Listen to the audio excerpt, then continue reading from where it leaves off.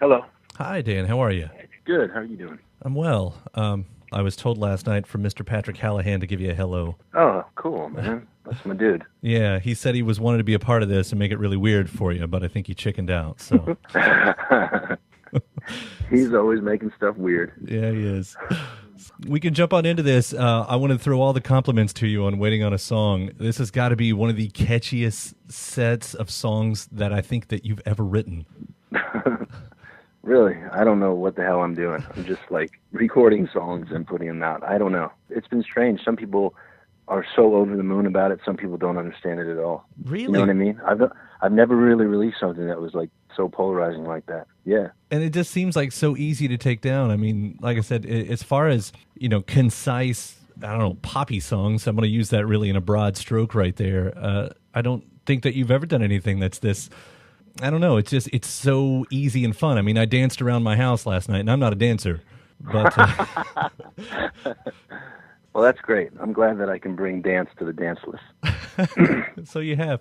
Well, I know the story is out there how, you move to Nashville and you get together with all these amazing classic Nashville songwriters. And I'm sort of wondering, though, with this style of songwriting, is there strategy of the pop songwriting? And does the co-writing and really quick writing style lend itself to something like this conciseness that you've done? I mean, I'm sure it has. But, I mean, songwriting is just such a black art, that's not, there's no blueprint, really. There is and there isn't. You know what I mean? You're basically trying to come up with magic just out of thin air. But there are people here in Nashville who've been doing that their whole lives, and I've just sort of been fortunate to meet a few of them, ones that I really respect, and, kind of guys that think sort of outside the box a little bit, and they're kind of strange. And I guess you could say they sort of live on the fringes of Nashville and have always done their own thing. And yeah, I've learned a tremendous amount from those guys. Yeah, without question. And I figure, I mean, you've been a producer, so I imagine that there's some sort of co-writing that comes along with that. But is that the same thing as what you're doing with these guys? Because this seems more in the traditional Nashville style of co-writing. It's just more just traditional songwriting, not necessarily even Nashville. Just songwriting, historically speaking.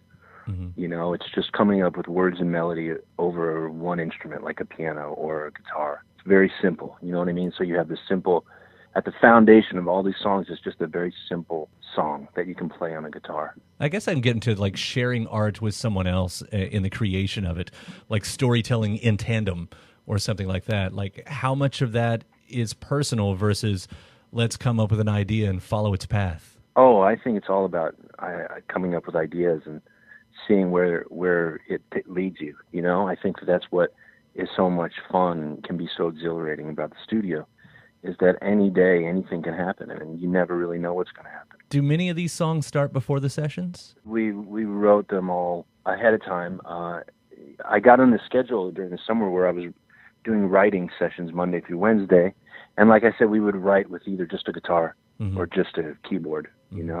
And we'd come up with the whole song and we'd just make a little recording on a cassette of it. And then when it came time to make the record, we'd play that recording for the whole group of musicians in the studio. And then they kind of start to come up with their parts, and we work out an arrangement together. Yeah. So it's interesting. I think for me, I definitely use different parts of my brain for each different type of session. And it's just nuts because I've heard about how many songs were, crafted for all of this, which is something like 200, right? Well, I mean, I definitely recorded when I made this record. There were like 80-something songs and, fully produced with like background vocals and strings and horns, mm-hmm. And we just picked 10 that we thought worked well together. Of course, makes me want to hear the other 70.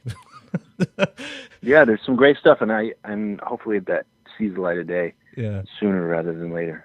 I was going to ask, and I think in my head I've already answered it, but I was going to ask, like, when you're writing at that volume, like, how can you connect with a song? And then I go back to thinking about myself last night. Like, I obviously connected with those songs right away. So, yeah, no, the song is, for me, and this whole project, I stopped. The one thing you have to do is get out of your own way and just let it happen. You know what I mean? Because the song is in you, and you just have to let it out. And don't overthink it. Don't think it to death. Once you start thinking about it, it's just you're just diluting it. And not every song has to be like Shakespeare. You know what I mean? some of my favorite songs or some of the dumbest songs on earth. You know what I mean? You just, whatever it's going to be, you just kind of let it be. And I've really started to enjoy being in the studio even more because of that. I mean, is this going to change? You know, I don't want to ask the future question because I know how annoying that can be, but do you sense that this is going to change how you approach all of your projects from now on, even to touring the main band?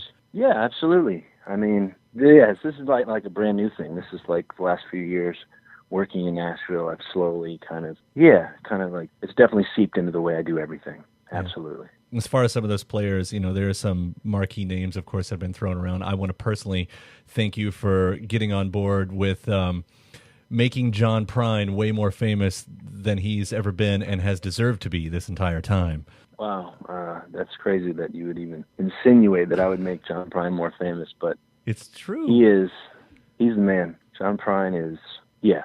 I mean, I don't know that there's anyone in Nashville songwriter-wise that anybody respects more than John. But I guess he's just, I always felt like he should have been talked about as big as Dylan or something. And in our circles, you know, he is, but I don't know why he's not more of a household name to me has been criminal. What exactly was songwriting with him like? I mean, if there is any specific parts to that story. I mean, it was really fun. I just remember these like incredibly interesting phrases just like tumbling out of his mouth all the time. You know, I mean, it's like, I don't know, like one of those slot machines, like you pull his arm down and an interesting phrase comes out of his mouth. Well, I'll say this, you know, everything comes around and vinyl came around and kids are starting to put out cassettes again. And I noticed that you've one-upped everyone and you've gone with an 8-track. Is that your idea? It was not my idea. And I thought it was a crazy idea. My friend and partner, Tom Osborne, who helps me with the label, it was his idea, and I thought it was crazy. And then we released it online, and they all sold out immediately. Yeah. So I don't know. I guess everybody's just crazy. Yeah. Well, people will buy anything if they like the artist. I mean, that's. I guess so. You mentioned the label. This is a cool new venture for you, I guess, or in this sort of serious way. And you're going to do more with it. I mean, what are you looking for in the artists for this? I guess it just has to interest me. That's it. I'm not really looking for like anything in particular. It has to move me. Yeah. And I'm not doing any one particular style. It just has to move me. And I guess it's just a continuation of what I've been doing these last few years, 5, 6, 7 years, where I produce an album for someone and then I give it to a label to put out. I don't know. I guess it was just time for me to do those records and then put them out myself. Have you already got some planned? I mean, is this going to be a this year type of thing? Oh yeah, yeah. Oh yeah, oh yeah. I like the excitement. Yeah, no, we got a bunch of records. Yeah, we're putting the finishing touches on a bunch of different records right now. So we've got a lot of music to share with people this year. It's exciting. Awesome. I can't wait for that. And again, I can't wait for this to come out so everybody else can hear it. I really do. I'm in the camp that thinks this is some of your best work, and I love this record. And thank you so much for doing it. Thanks so much. I appreciate it. Thank you. And it was really fun talking to you. And we'll see you around when you're in Louisville next time. All right, man. Thank you. Take care. Take care. Bye. See ya.